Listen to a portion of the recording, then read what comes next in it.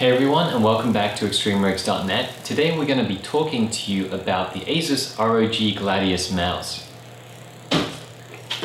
This is the mouse, and this is the box. So, firstly, we do have a longer review up on the website, so if you do want to read more detail, always go to the website. We're going to talk briefly about the mouse itself.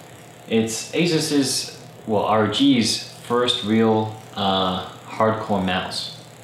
It's designed for FPS gamers, so it doesn't have a ton of buttons as you might expect from an MMO type mouse. It has the main left and right click. It has a scroll wheel that can also click.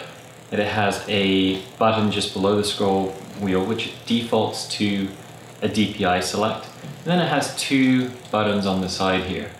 It has a nice rubbery grip on the sides. It has the ROG theme. And it has the ROG logo on the back that lights up red. On the underside you have the optical sensor, and we'll talk more about the sensor detail in a second. And then you have 4 feet around. You'll notice there is no wire connected to this, but that is not because it's a wireless mouse. Everyone hates wireless mice because they're heavy and they don't always work as well. You'll see here, there is actually a little hole there. That's where the USB cable plugs in. And there's a little latch system, which means it clamps it very securely. I never felt in the same way that I would with a USB keyboard with a detachable plug that this would come loose. It felt very secure and very good. So let's talk about that sensor. The sensor is a 6400 DPI sensor. Like I said, it's optical. It's not a laser sensor. Which is a good thing. You don't want laser, you want optical. 6400 DPI, that means dots per inch. So in other words, in an inch, how many positions is it going to track you as having moved? So in other words, those can correspond to pixels if the sensitivity is 1:1. So in an inch of movement of the mouse, it can be as sensitive as moving 6400 pixels. So if you have a 4K display, as it's becoming more common, that means in 2/3 of an inch you could move the entire screen if you wanted to. So for me that's just a little too much sensitivity. I prefer to be around 4000. Now of course the software does let you set exactly the sensitivity that you want. So you can dial that in exactly how you want. So it is the same sensor that is in the vanilla Death Adder from Razer, which is another great mouse. And it's a mouse that I feel like this was kind of designed based on that popularity. The shape is similar, it's just a little bit more narrow, particularly in the front section. It's hard to see, but this section here kind of curves in more than the Death Adder did. Almost exactly the same sensor, I believe. The main difference is really in the construction. This feels a little bit stronger and tougher. Although my Death Adders have never broken, you can see, you can't see, but I have 2 of them back here. So I'm quite familiar with the Death Adders, and I like them. They're good mice. One thing you can do with this is take it apart and change the switches. On the Death Adder, you can't do that unless you're going to solder it. So in this guy, when you take off, there's some screws hidden under the feet here, and they give you replacement feet. So if you ruin your feet while you're doing it, you can still patch it up. You unscrew the top of the case, it pops off, and then the main switch buttons, the left and right mouse button clicks.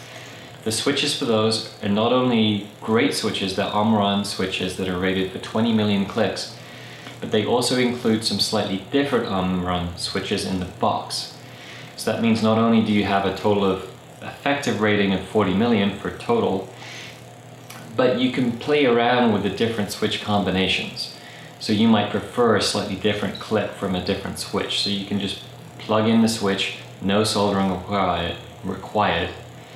And the other nice thing is that it's not just these 2 switches that are quality OMRON switches, but even, for example, there's a lot of detail in the rest of the stuff too. Even the scroll wheel, the click on the scroll wheel, that's an OMRON switch too, which seems almost unnecessary to me because I don't know about you, but I hardly ever click the scroll wheel. I only really scroll with it. So overall, we really like this mouse.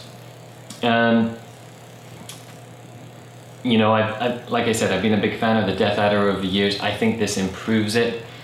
The only thing that the Death Adder line has that this mouse doesn't have is if you skip up to the very top of the line model. So if you go to the Razer Death Adder Chroma, that guy adds in a 10,000 DPI sensor, and it also adds in RGB control of the lighting. So this one is fixed to red LED lighting on the logo, and you can't change that. So the Chroma, you could do that if you wanted to. So, you know, it's not a particularly big deal. The other thing I would say is in the software. With Razer on the Death Adder, none of your settings get stored in the mouse. So when you change your settings, you have to have the Razer software installed, and then you need to connect, you need to have an internet connection every time you put the mouse on a new computer. So you're going to install that software, then sign into the cloud, and it's going to download your settings for the mouse. On the Gladius, on the other hand, this guy, the actual settings you want get saved in the mouse. So that means you don't have to have any software installed. You can go to a LAN or a competition and just plug your mouse into the computer that's there and use it. And that also means if you're a user of software that isn't supported by the Razer software, for example Linux, you can customize all sorts of things on the firmware here and then just plug it in, and those will still work even on a different operating system. So you can program the clicks to do other things apart from just, you know, standard mouse things. You can program macros. The only disappointing thing we found was that you couldn't directly program a replacement keyboard push with a mouse click. That was a little disappointing, but as you can do macros, then you can work around it. So that's it from us on the Gladius mouse. We really like it. It's a good look. It's got good aesthetics. Functionality wise, it's great. Pretty much everything you need in a mouse. And that's it from us. We're going to be back with more reviews shortly. Stay tuned, follow us on Facebook, subscribe to the channel, it all helps. And we'll be back soon.